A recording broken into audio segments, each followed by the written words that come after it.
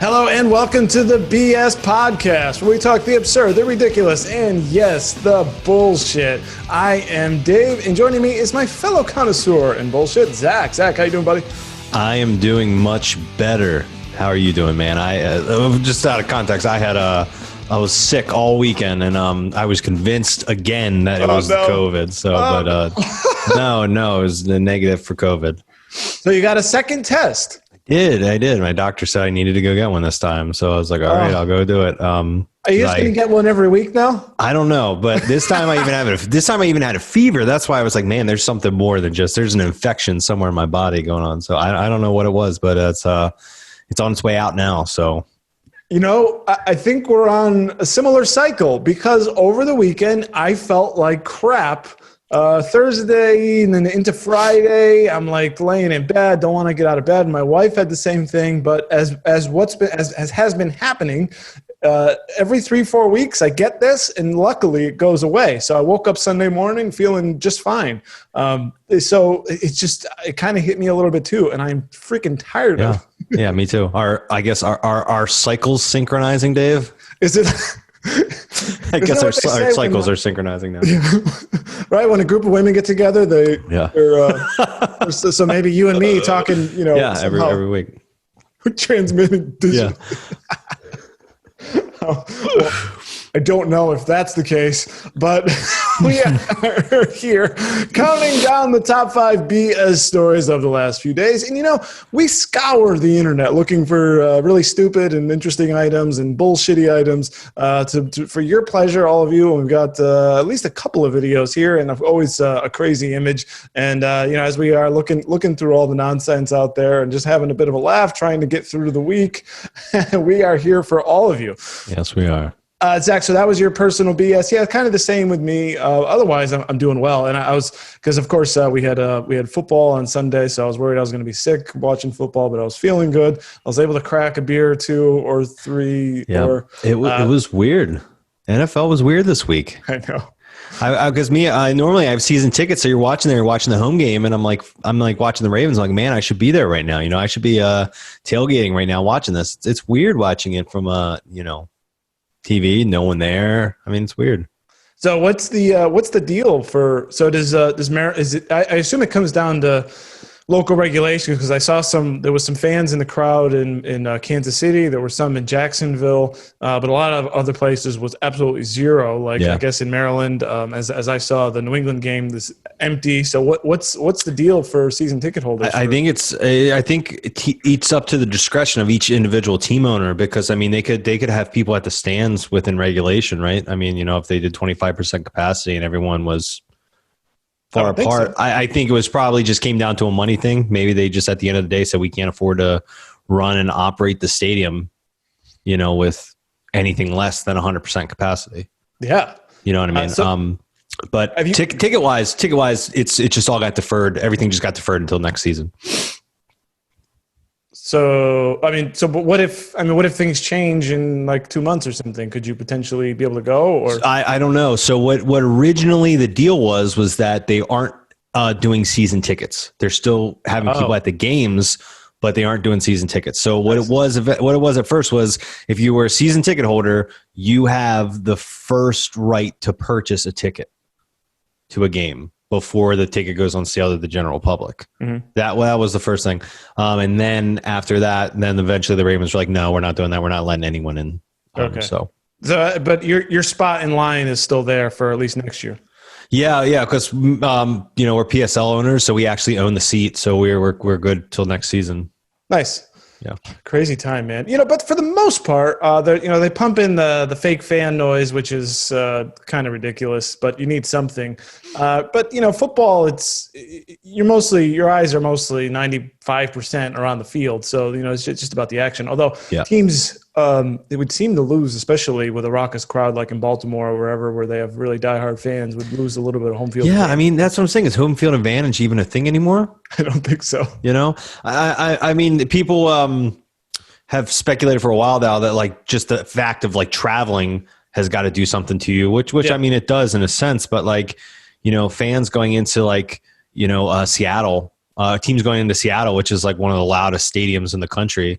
right, aren't going to have to deal with that anymore. Yeah, New Orleans, places like that. Yeah, Seattle. Yeah, certainly one of the big ones. So, well, I guess maybe it helps some of the stadiums with with quieter crowds. Yeah.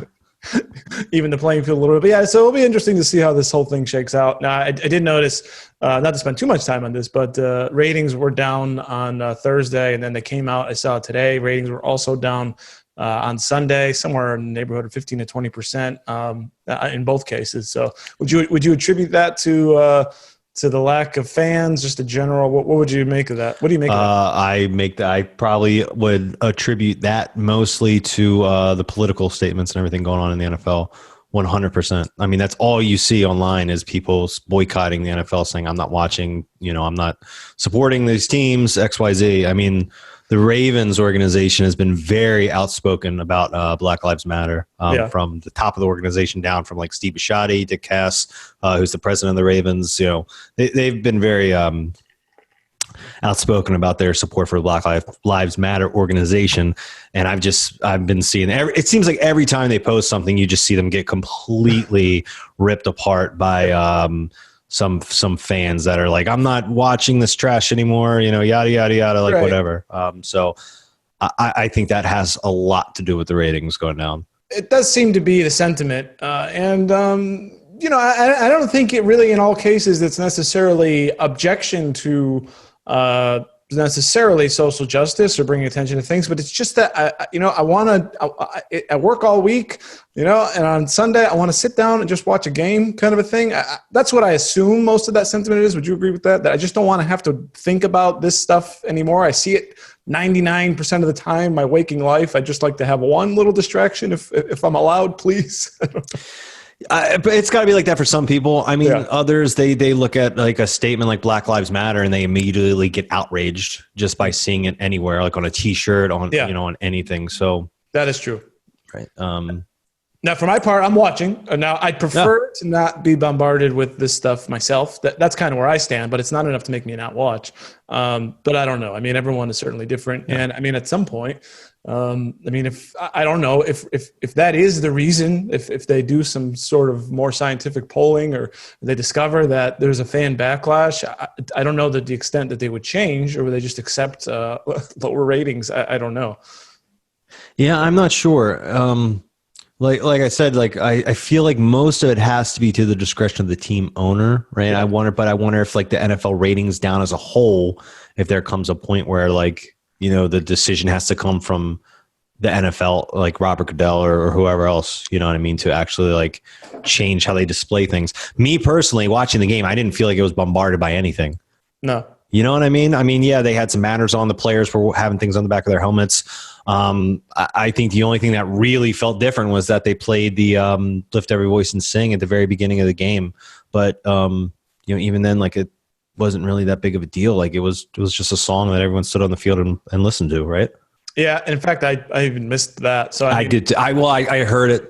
I thought they were playing it like right before the national anthem. Yeah. And I remember this was like, I think like 15 or 20 minutes before the game even started that they played it. Cause I remember I was in the kitchen, like making wings or doing something. I heard it. I'm like, are they doing this already? And I had to like run in the kitchen to see it.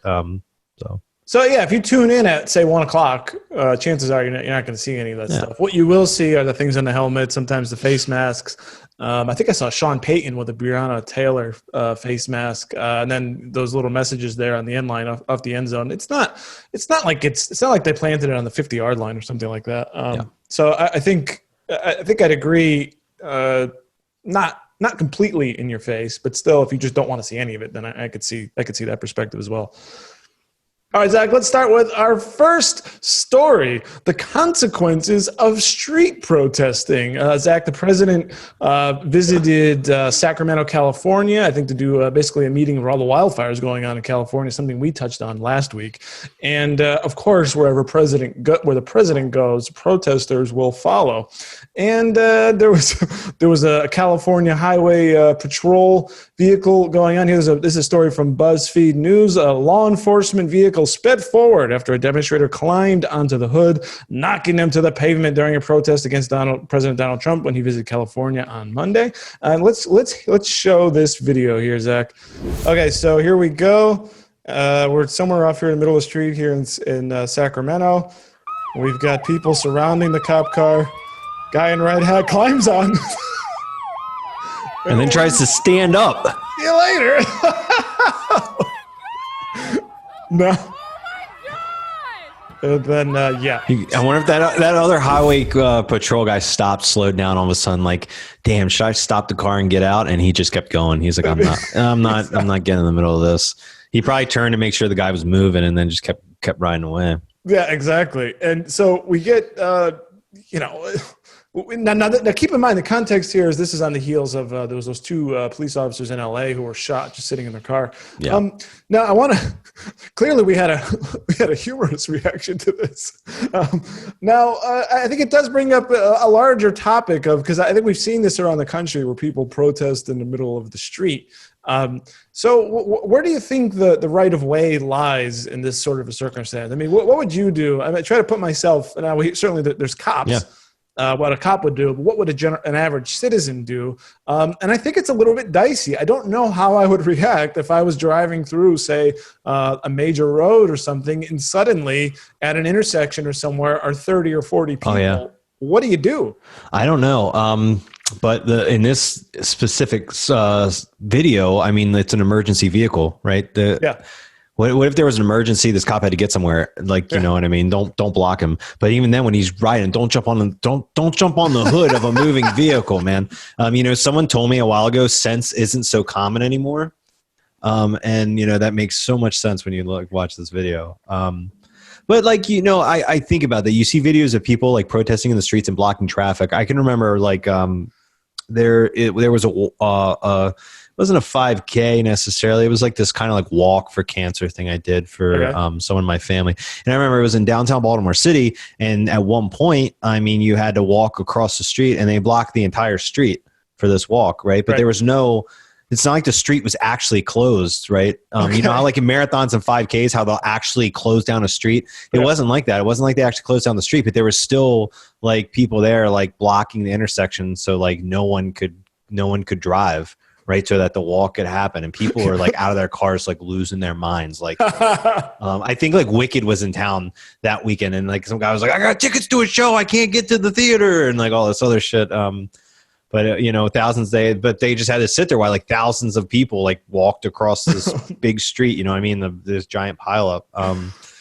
So I mean, got to do a better job in that case. Yeah. Right. So nobody got plowed into though. No one got plowed into that's good. Day. So, I mean, it's a difficult situation. I'm glad that I've never been in one of those situations because I hate being stuck in traffic. I hate hate red lights. Yeah, I guess and like when do they end? I always wondered about that. Like when does it end? You know what I mean? Like I guess I compare it to like people that get stuck in traffic that get involved in like a massive like 18-car pileup and you can't go anywhere or do anything. You just have to sit there in your vehicle and just wait. I would assume it's the same thing if you're a protester and the protesters block the road. Like, okay, I guess I can't go anywhere. Like, I'll just wait for this to clear up. But what's the deciding line? Like, when does it get cleared up? You know what I mean? I mean, in my opinion, you don't have a right to stand in a road. I mean, that's the tough, and I don't. There's no laws about that either. Like, right? Is there any laws that say you can't do that? I don't know. I mean, you know what I mean? Because it's a public street. At minimum, that's jaywalking, right? Yeah, that's a good point. You can't just you can't just stand anywhere in the road. You have to use the crosswalk and the sidewalk. You don't just I mean, as a citizen, I have a right to drive on a road. I mean, now this is. I mean, we've even seen this on highways. I'm sure you've seen this. There was one where someone just barreled into somebody on a highway. I don't know where. I think this was in Georgia. He was the only car on the highway too, because the police had blocked off the exit ramps to get onto the highway. Somehow he got on, and he was like fucking flying like 100. He was because he was like, "There's no other car on here. I'm flying. I'm going as fast as I want." All of a sudden, he saw people and couldn't stop fast enough, and that. I mean, yeah. And kaplunk. Yeah. So I think, well, certainly, I mean, you get what you kind of had it coming here, right? For a cop car. He jumped right on top of the car. I mean, what's the nerve here, right? That I can, now I'm on your car, so you have to stop. I mean, I don't think this would be a good precedent to set. So I'd say cops hit the gas. Average citizens, I think it's a little more dicey about hitting the gas in this situation. You hope you don't get through it, but it is to me. I mean, I think the car is in the right to at least have an intent to proceed. I mean, you don't want to like slowly creep or something. You know, I mean, there's some people that like crowd the car and they're slowly trying to creep through. You know, just like, all right, you can protest, sit around my car, just let me slowly get by you. You know what I mean? But people will, like you said, jump in this instance, jump on the hood and like try to specifically, you know. Well, it's like almost like they're trying to get run over because you know. So. Yeah, right. I mean, what do you I guess you got what you asked for in a sense. I mean, you jump on the car. What do you think's going to happen? Yeah, exactly. And then, what if you're sitting there and you're in a crowd and they're banging on your door, they're banging on your windows? I mean, it might get a little, that's kind of how like people panic and make stupid decisions, and people end up hurt. Yeah, that's a good point. Yeah. People make stupid. I don't know how when people are threatened, when people feel threatened like that, they make really rash decisions. Someone feels sitting in their car and feels threatened, they're going to hit the gas and they're going to drive. Oh yeah, I mean, if you got like maybe a baby on board or something like that, you're going to feel even more threatened and panic even more, and maybe slam on that gas, and somebody ends up run over or something. Yeah. So I mean, that's all we had. Was basically this segment was a video of a man getting run over by a police car. Now, how would you rank this in terms of bullshit? Now, to me, the bullshit here is the guy. To me, the bullshit is not the running over. To me, the bullshit is the guy climbing on the cop car. And I find that to be fairly high level bullshit. If you're ready to give a rating, I'm ready to give mine. You go first. Okay, I'm going to give it a 6. I mean, it's not massive bullshit, but I think this is a very stupid thing to do. And people that are doing this stuff in the streets, there really should be some kind of a consequence beyond just getting flipped over onto the pavement. Yeah. So I think I agree. And you know what? Before I give you my answer, just to let you know, I pre-ranked everything, so don't give me any shit. Okay. But I also ranked it a 6. Okay, great. I'm flying by the seat of my pants today. So so that's 6 and 6. All right, so that gives it a 12.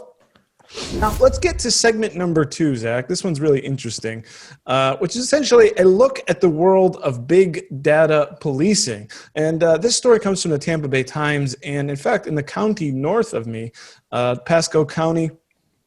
This is maybe link to this so everyone can read it. But it's the story here from Tampa Bay Times. Pasco sheriff created a futuristic program to stop crime before it happens. This is like Minority Report with pre-crime. If anyone's familiar with that movie. It says it monitors and harasses families across the county. And basically talks about Pasco Sheriff Chris Nacco, how in 2011 came up with big data policing.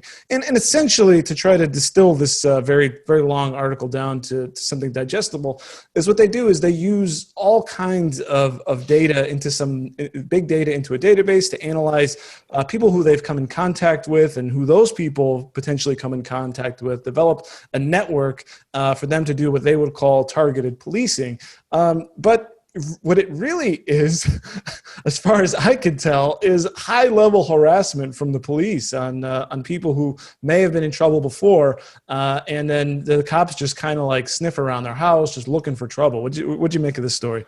Yeah, it's scary. It's kind of like in I mean, this is more than just like Big Brother, you know what I mean? This is like high level like spying. I mean, it reminds me of like in like The Dark Knight when Bruce Wayne had the surveillance system to like monitor everyone in Gotham, and Morgan Freeman was like, I'm quitting after I'm doing this for you. But it's crazy. And I mean, it's just like, are we just going to keep judging everyone, before they even commit a crime?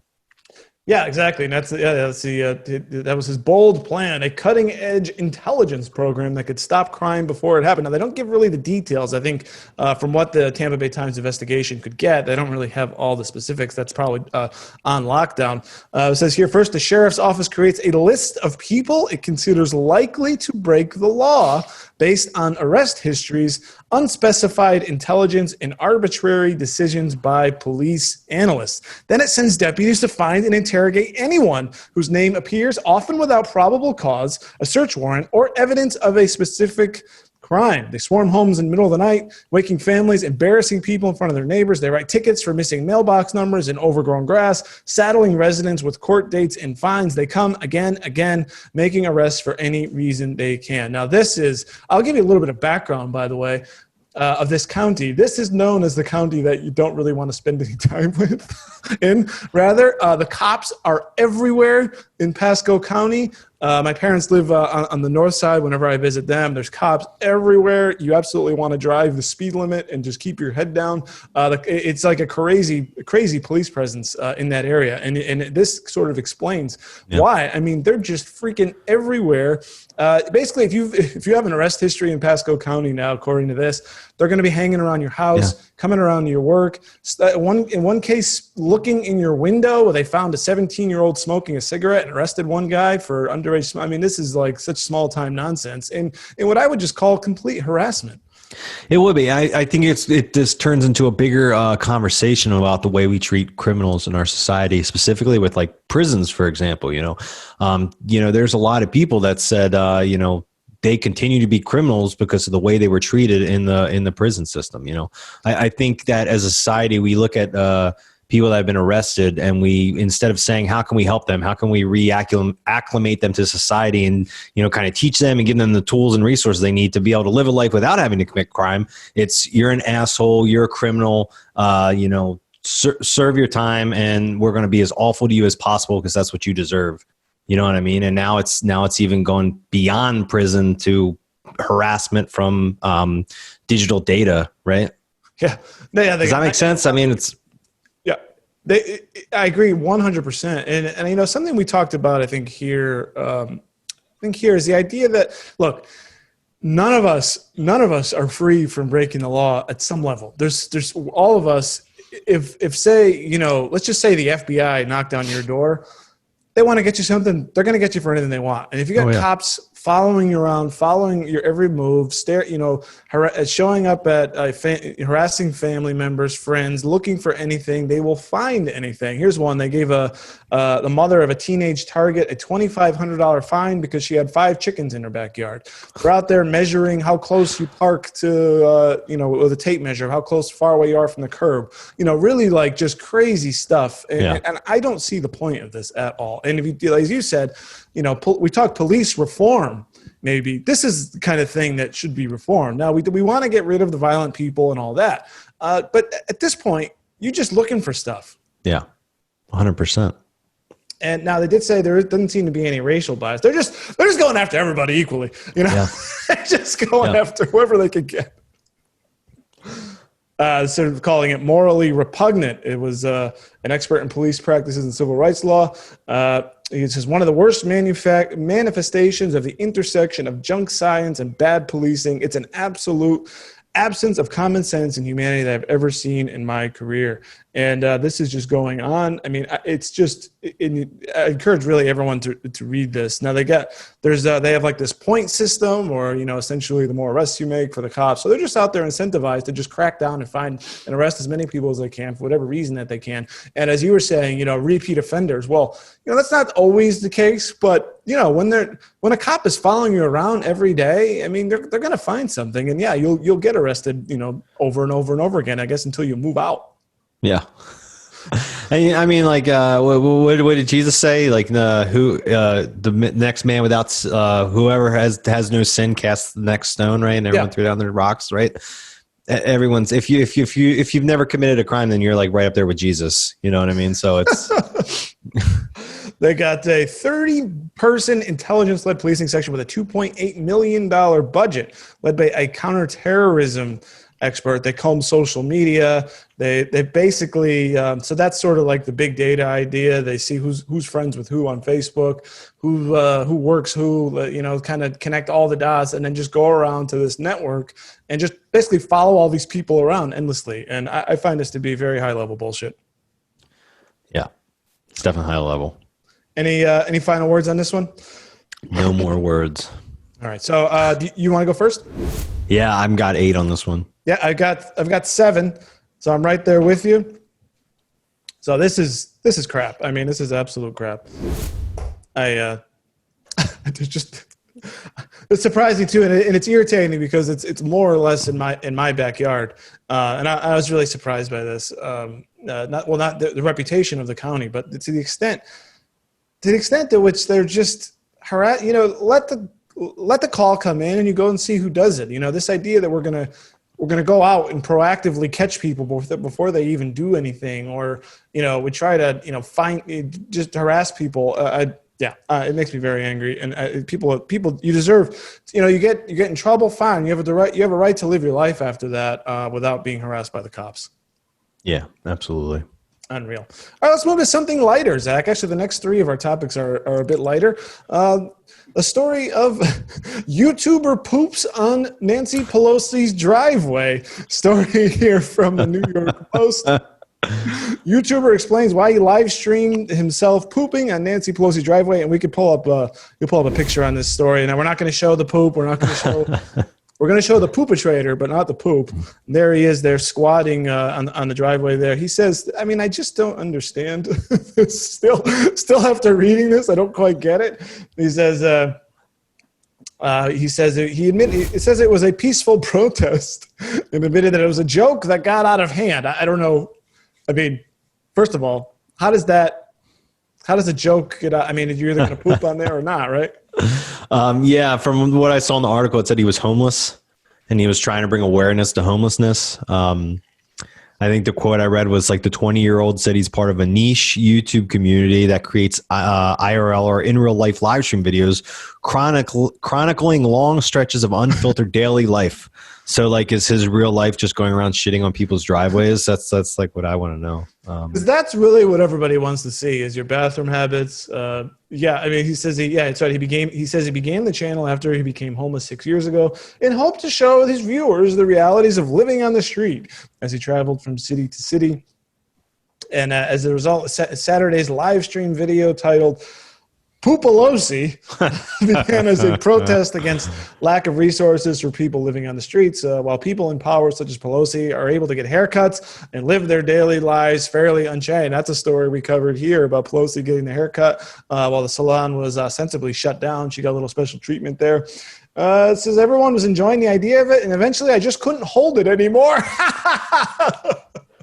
So they're like egging him on, like, come on, do it, man. It's like, I don't know if I want to. And then eventually he just had to go. It's like, well, you know what? I'm here anyway. I'm going to be shitting in the street anyway, so I might as well do it here. Might as well do it in front of a famous person's house.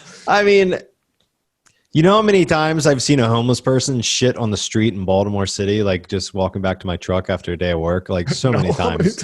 A lot of times, yeah. I have to like walk through this alley and like at least once every couple of weeks, there's something squatting behind the dumpster, like right near where I park, like just taking a shit. You think that was a peaceful protest as well? I don't know. It was right next to the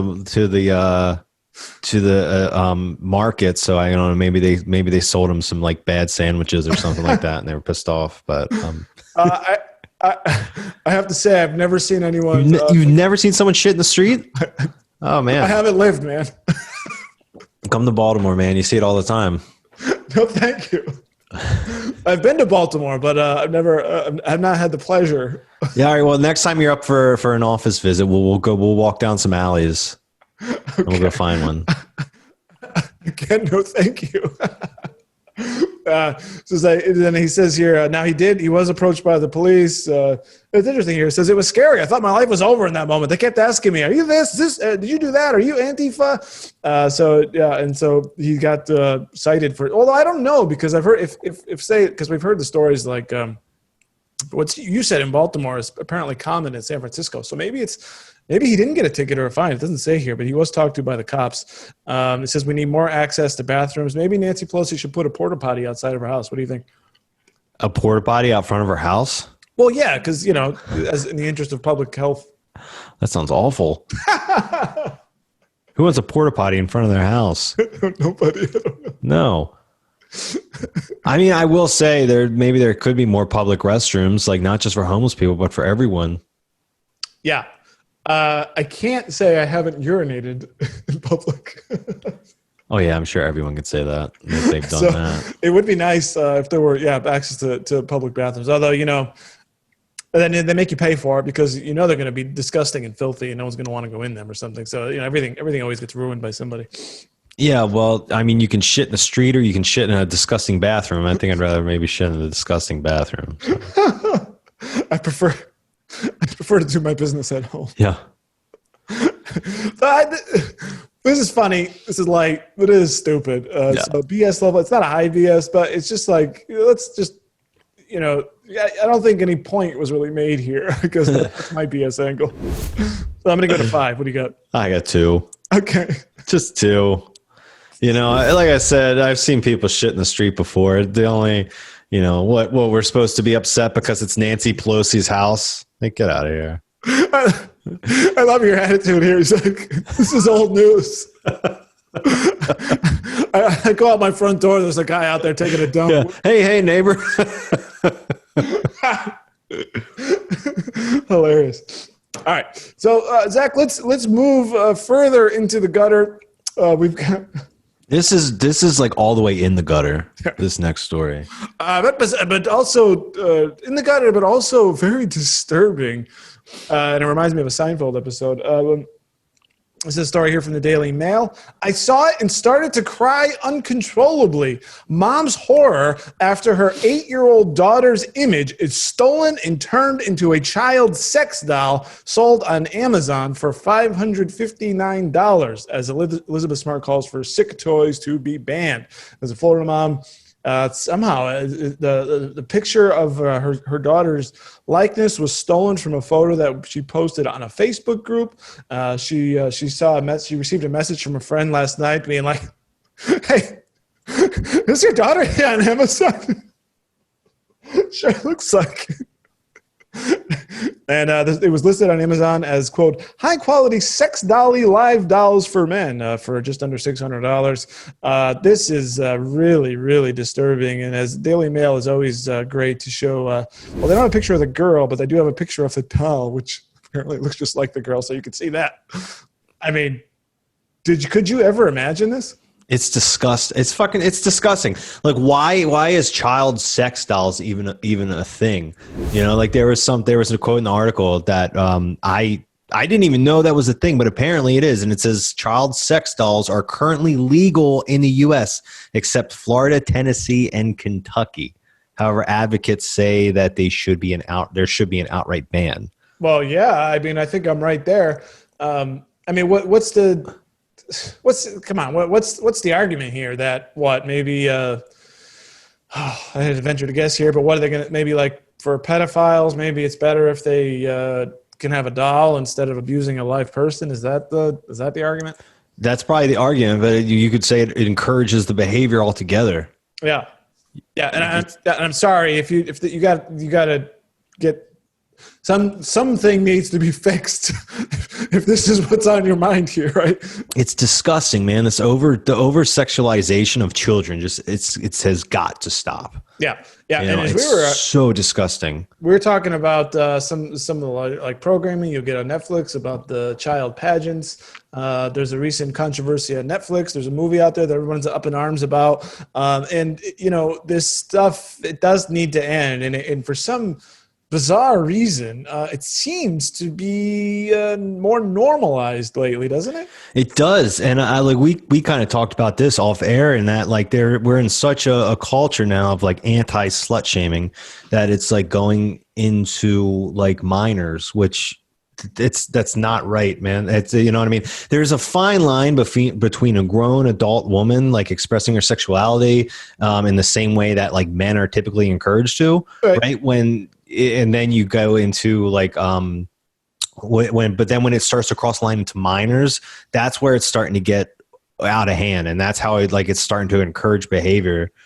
Just anytime like kids are over sexualized like that, it's disgusting, and it's Yeah, and we don't allow minors to make other decisions. We determine them to be incapable of say giving their consent and certain things and all that. But yet here we are. We're gonna liberate them from these societal. There's I'll say this. Not in every case, but in many cases, and I think it definitely applies to minor children. Sometimes certain social pressures are there for a reason. We have aversions to certain things for a reason, and it's to protect our children. And just because, and you bring up the slut shaming thing, which I think is interesting. Yeah, is it going so far the other way that now we're going to allow kids to allow the sexualization of children to the extent that it has been? I think it's really disgusting. And you know what? You can't buy a Confederate flag on Amazon, I believe, is the case. But you can buy a child sex doll. Yeah, it's awful, and it's disgusting. It's like I know some people say, well, it's a mental disease. Like, well, if it's a mental disease, then why don't you treat it like a mental disease? You don't give a if someone's addicted to heroin, you don't give them heroin. Right? No. I agree. And so here, this says the mother says, this is not the answer. No. Go ahead and indulge your fantasy. It says, the woman says, I want a new federal law to charge these buyers as sex offenders. I want the people that create these dolls banned from selling them in the United States, charged and fined. So this is not okay. Elizabeth Smart, who was a child abuse survivor, famously says, this is not okay. Go check it out right now. Follow the link in their bio and sign the petition today. This is something easy to do, impactful, and immediate to basically get this thing taken down, and then to ban the sale of child sex dolls. No, so would you support that legislation on the federal level? To ban child sex dolls? Yes. So would I.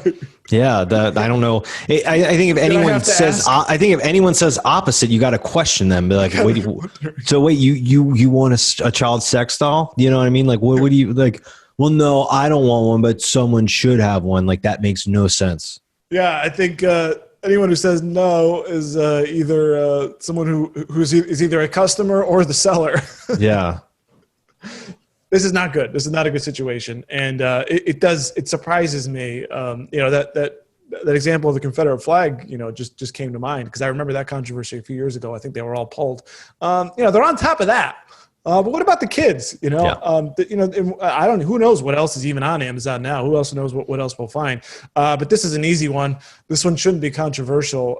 It should be. This legislation should be fast tracked immediately. Yeah, and I mean, there's a such thing as gateway drugs, right? Like, people say, like, oh, don't smoke marijuana because it'll make you do cocaine, and then that'll make you do heroin. Like, what stops someone from fucking a child like doll and then saying, you know what, I wanna be an actual pedophile and go buy a kid from like some kind of like sex trafficking guy, right? You cannot encourage that behavior. You can't do it. It's awful. It has to be stomped out. It is disgusting.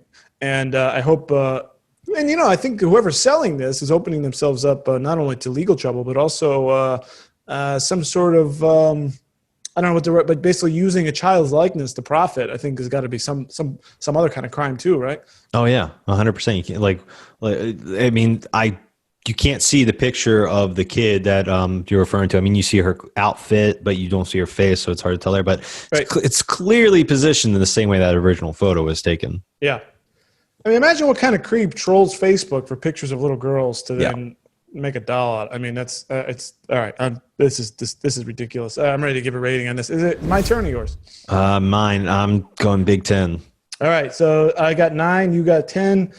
That plants this thing firmly in the lead. All right, Zach. Let's move on. Are men aroused by their smart speakers? Story here from InformedAmerican.com. Apparently 14% of men, here we are, as I said, we're staying in the gutter here to the end of the show. 14% of men aroused by their smart speakers. This story doesn't make any sense, but it did make the news. Sex toy maker WeVibe surveyed 1,000 men in Britain during the pandemic and found that 14% report being aroused by the voice of Amazon's smart speaker, Alexa. They note that it's the authoritative and controlling nature of the voice that gets to them. It sounds weird because, well, it is. So they're good here. It's this could become a self-fulfilling problem as we use more technology during the lockdown, which creates a cycle, whereas people who are sexually drawn to machines, robots, and other such gadgets called technosexuals, there's a new word for everybody, will enjoy the interaction and want even more. and this can lead them to cutting themselves off from human relationships. Now, we've got a picture here from a Zero Hedge article with a man holding his Alexa in bed. I guess we'd call him a technosexual. Are you a technosexual, Dave? I am not. I am. In fact, I had a Google Home Mini and I unplugged it because I just didn't like it. I didn't like the idea. Maybe, call me, anti-technology or whatever, but I found the thing really creepy and I didn't like it. And I didn't think it worked very well. And it just disturbed me that it was, I'd be talking to my wife and the thing would come back. Sorry, I didn't hear that. I'm like, the fuck you talking to me for? Mine hasn't done that. The only thing I use mine for is to play music, though, like when I'm in the kitchen. I got one for free because I have a Spotify plan, and they were like doing that promotion where you got one for free when you me too. Originally I thought about when I was reading this article, I was thinking about the character Joy in Blade Runner 2049. But what I think this is more like is to that movie Her. Do you remember that with Scarlett Johansson? Yeah. Remember he fell in love with his it was the artificial intelligent companion that he put in his ear and it was always with him, and he fell in love with her. And he basically all the other real relationships in his life just kind of like fell apart, you know what I mean? Now that was a bit believable because she was a super intelligent operating system, and could basically, she told him essentially almost everything that he wanted to hear. And it was always in his ear. It was voiced by Scarlett Johansson, so a very pleasant voice. And that did that. So I think there's something maybe to that, but I don't see that same thing applying to Alexa. Yeah. But it makes sense. I mean, a couple of weeks ago, we talked about the sex toys booming in COVID, right? And now we're talking about men being turned on by Alexa. So this is the only girl that'll talk to me right now? Yeah, exactly. So it's like, do they need combination with both? Do they need Alexa and their sex toys? I don't know. And the weird part for me was it says they like the authoritative voice, the authoritative and controlling nature of the voice. So they like, this is like virtual BDSM or something. Yeah. Virtual but I don't think Alexa really goes that far. I mean, what is she saying? I don't know. Maybe the new thing is going to be, there's going to be a setting for Alexa for how aggressive you want her to be. That's going to be the new thing. Well, I guess, I think, back to sex dolls, adult versions. But maybe we can combine, an Alexa controlled sex doll, so we get the voice back, could boss you around and then have your fun with it. What do you think of that? Yeah. And then see if it can like do the chores around the house as well. Can you cook me dinner? We're just all perverts now, Dave. The entire country. We're a bunch. This country now is nothing but angry perverts. That's like what's going on right now. We are, yeah, and everything, yeah. So I think there's to the point to go back a little is there is something to that virtual world, and it's not just with sex, but in all of our relationships, friends, being able to have things on your phone. If you go too far with it, it certainly can numb you from human relationships, which is just and it can snowball and make itself worse. Now, this original story comes from the Telegraph. But I want to say. It says UK-based psychologist Lucy Beresford wrote that the increasing number of technosexuals, the numbers are increasing, and a primary source of arousal is through interacting with their tech. Now, I get a little suspicious. I think sometimes the people that talk about this stuff are themselves sufferers from the things that they're trying to raise awareness to. I sometimes get a little, I don't know about this researcher. What's this all about? Because sometimes I end up a little bit, I'm not convinced, I guess, of this, that I think this 14% number is high. I'd put it maybe at like 2%. So that's kind of my BS from here. I just don't really believe this research. What do you think? That's a good point. I think my BS just comes from the same thing with the whole sex doll. Like, why are we spending our time getting turned on by a voice? There's so much more we can be doing it to fulfill our lives, especially with finding another person. You know what I mean? So, yeah, to the point where you're sleeping with your Alexa, it may be time to call someone. Yeah, I agree. I mean, a human. It's tough to navigate human relationships in this tech age, and it's going to increase. And what do? Do you And I think it gets to a point too where, like, it's being like, oh, I'm in love with this object. It's just the same thing we talked about with the sex dolls. It got to a point where it was like, you watch a show and you think this guy's in love with a stuffed animal. You think that's he needs to go see a therapist and like talk about his inability to have why he's having this relationship with this inanimate object. And now it's like, for some reason, it's like, instead of saying like, okay, maybe, this person should talk to a doctor or, just someone to better understand him. It's, well, no, we can't say that. Let's just give it a name like technosexual. And then it's just normal, and then it's just fine, and then it's okay. So I think that's where my BS lies. I think we're actually in the same page. I think we both kind of said the same thing in a different way. I think, I think the normalization of these things and to not recognize it as something that we should fight and try to, guard against. And instead of rather like, studying, well, why does Alexa turn you on? Maybe it's like, hey, just how about you go and just hang out with a human being for a little while? We think, human connection therapy or something, I wonder if in the future we're going to need something like that, which is where you don't go to therapy to like talk to somebody about your problems, but you actually just go meet people. You just like pay to go meet them and interact and to like learn how to be a human again or something. I really wonder if we're heading that way. We'll see. Okay. So this one is my turn. So I'll give this one 5. What do you got? 5. I don't believe that you wrote these ahead of time. I swear to God. I'll share my screen with you so you can see. I did do these on the fly. So no, sorry. So that rounds out our 5. So story number 5, as we're counting down the BS, is Pelosi poop. Story number 4 is the rise of technosexuals. I guess we'll just call it that. Story number 3 is protester run over. That was we had a good laugh there to kick things off. And then story number 2 is the world of big data policing. I encourage everyone to check out that bit of a long read there at Tampa Bay Times, but it is very disturbing what's going on. And story number 1, mom finds sex doll modeled after her daughter for sale on Amazon. Unbelievable, guys. Just unbelievable that this is even out there. That is one big pile of shit. It needs to be made illegal. These people need to raid their houses with the FBI and send them away forever. Right, Zach? 100%. Unbelievable. Well, that rounds out our show this week. I want to thank you all so much for watching. If you're watching on Facebook, I'd love you to hit the like button, share this video. Also, share your thoughts on the topics that we covered today. If you're watching on YouTube, please subscribe, hit the like button, and also comment below. We love getting comments from everybody. And after you do all of that, head on over to informedamerican.com where you can get real smart news. And Zach, that's not the only website we have. What else do we got for everybody? No, it's not. In addition to informedamerican.com, we have realhealthynews.com and wallstreetwire.com. All your health news and all your financial news. Great. For Zach, I'm Dave, and I've had enough of this BS.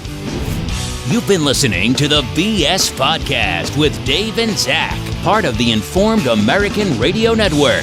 Please like and subscribe today in order to get fresh new weekly episodes. Please send us your BS stories to info@informedamerican.com. The world is hard enough, and now we gotta deal with this bullshit.